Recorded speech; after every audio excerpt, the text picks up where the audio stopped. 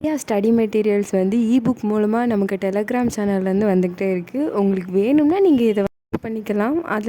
அதை எப்படி பண்ணுறது அப்படின்றது வீடியோவோட எண்டில் நான் சொல்லியிருக்கிறேன். ஸோ வீடியோ வந்து ஸ்கிப் பண்ண பாருங்கள். So hi, this is me your sister. Welcome back to another episode of PDG journey.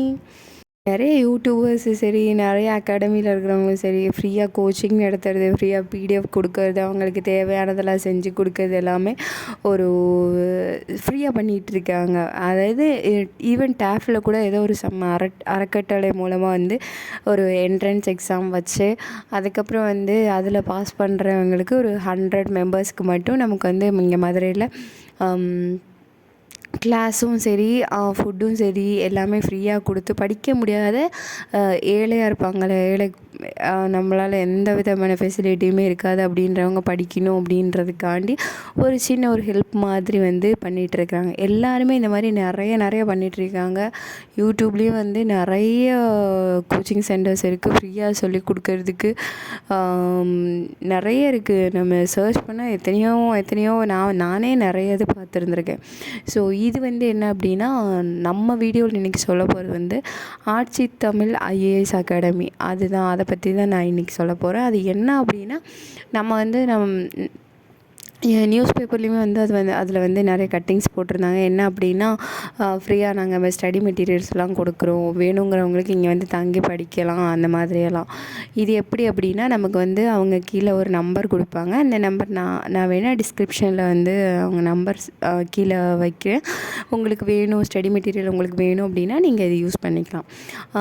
என்ன அப்படின்னா, நம்ம நம்பர் அவங்க கீழே நம்பர் கொடுத்துருக்கோம் இல்லையா, அந்த நம்பரில் நம்மளோட பேர், அட்ரஸ்ஸு, ஃபோன் நம்பர் எல்லாம் கொடுத்துட்டோம் அப்படின்னா அவங்க நமக்கு வந்து எப்படி படிக்கணும், ப்ளஸ் என்ன படிக்கணும், எந்த மாதிரி படிக்கணும் அப்படின்ற எல்லா டீட்டெயிலுமே வந்து ஒரு 60 பேஜஸ் உள்ள புக்கு மாதிரி நமக்கு சென்ட் பண்ணுவாங்க. அதுக்கப்புறம் நம்ம அப்ளிகேஷன் நம்ம எக்ஸாமுக்கு பதிஞ்சிருக்கிற நம்மளோட அப்ளிகேஷன் ஃபார்ம் வந்து கொடுத்துட்டோம் அப்படின்னா நமக்கு வந்து அவங்க ஃப்ரீயாகவே மெட்டீரியல் வந்து சென்ட் பண்ணுவாங்க. இதுவும் போக நமக்கு டெலகிராம் சேனலில் நம்ம ஜாயின் பண்ணிட்டோம் அப்படின்னா நமக்கு வந்து இபுக் மாதிரியே, அதாவது நம்மளோட ஸ்டடி வீக்லி வந்து 2 பிடிஎஃப் வந்து சென்ட் பண்ணுவாங்க. இங்கிலீஷ் மீடியத்துக்கு தனியாகவும் சென்ட் பண்ணுறாங்க, தமிழ் மீடியத்துக்கு தனியாகவும் சென்ட் பண்ணிகிட்ருக்குறாங்க.